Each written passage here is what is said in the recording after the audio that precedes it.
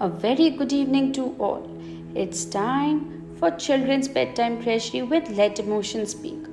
Don't forget to like the video, share the video, and subscribe to my channel for more bedtime stories each night.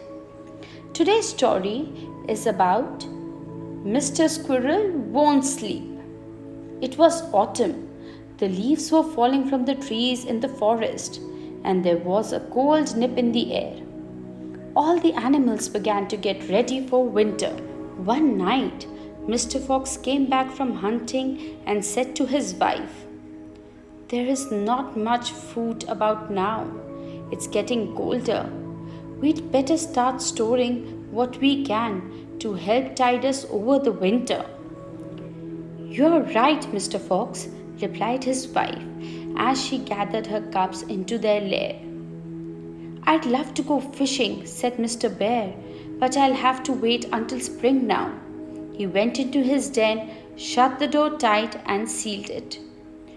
"Well, I'm off for an holiday in the sun," announced Mrs. Cuckoo, preening her feathers. "See you all next year," she called as she took to the wing and flew south. Mrs. Mouse ran by with a mouthful of straw. "Must dash," she squeaked, "or my winter bed will never be finished in time." But soon she too was curled up in her tail, wrapped round for warmth. Now only Mr. Squirrel wasn't ready for winter. He danced about in his tree, leaping from branch to branch and chasing his tail. "Ha ha!" he boasted. "I don't have to get ready for winter. I have a fine store of nuts hidden away, a beautiful bushy tail to keep me warm, and besides, I don't feel in the least bit sleepy." And he carried on playing on his tree. "Are you still awake?" snapped Mr. Frog. "Go to sleep," growled Mr. Bear. "Please be quiet," squeaked Mrs. Mouse, drawing her tail more tightly about her ears. But Mr. Squirrel wouldn't go to sleep. Not a bit of it. He danced up and down all the more and shouted, "I'm having such fun!" at the top of his voice. Winter came. The wind whistled in the trees' bare branches. The sky turned grey and it became bitterly cold. Then it started to snow. At first, Mr. Squirrel had a grand time making snowballs, but there was no one around to throw them at, and he began to feel rather lonely. Soon he felt cold and hungry too. "No problem," he said to himself. "I'll have some nice nuts to eat. Now, where did I bury them?" He scampered down his tree to find that the ground was deep with snow. He ran this way and that, trying to find his hiding places, but all the forest looked the same in the snow, and soon he was hopelessly lost. "Whatever shall I do?" he whimpered, for now he was shivering with cold and hunger, and his beautiful bushy tail was all wet and bedraggled. All of a sudden he thought he heard a small voice. But where was it coming from? He looked all around, but there was no sign of anyone. Then he realized that the voice was coming from under the snow. "Hurry up," said the voice. "You can join me down here, but you'll have to dig a path to my door." Mr. Squirrel started digging frantically with his front paws, and sure enough, there was a path leading to a door under a tree stump. The door was slightly open enough for Mr. Squirrel to squeeze his thin, tired body through. Inside was a warm, cozy room with a roaring fire, and sitting by the fire was a tiny elf.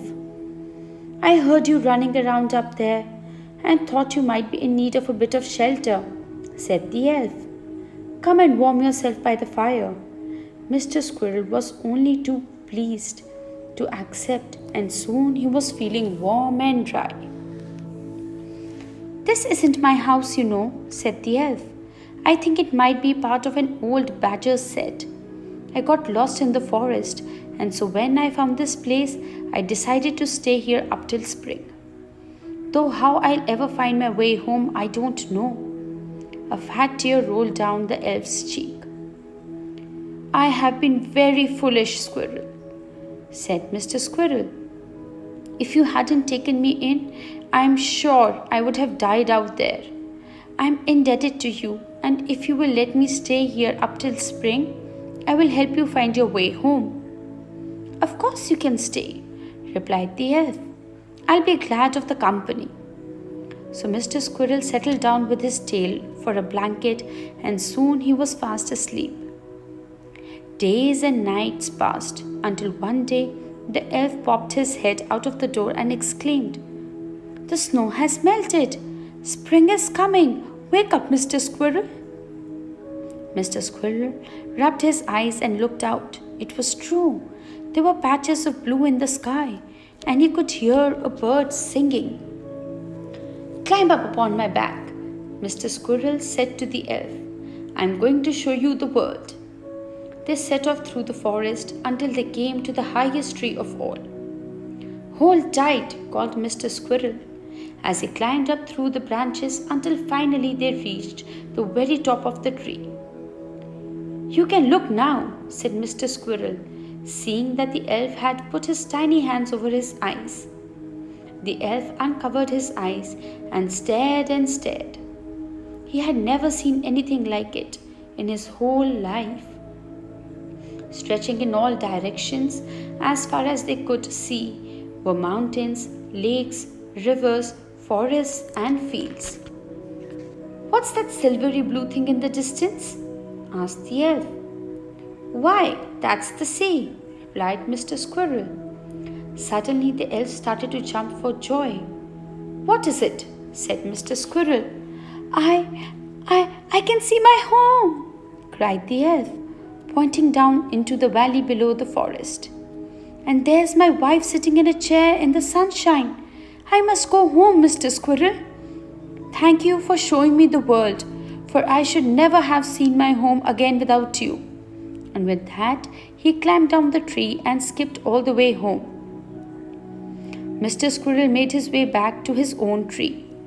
Where have you been? Said Mr. Fox. We've been looking for you, said Mr. Bear.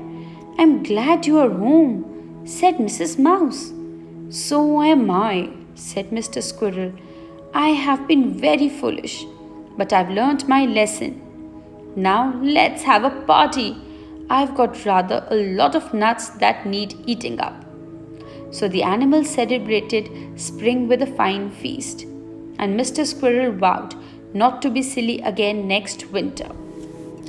So kids, you learnt your lesson from this story, that you should never leave anything for the 11th hour. Study on time, eat on time, play on time, and sleep on time. See you tomorrow with another great story. Good night.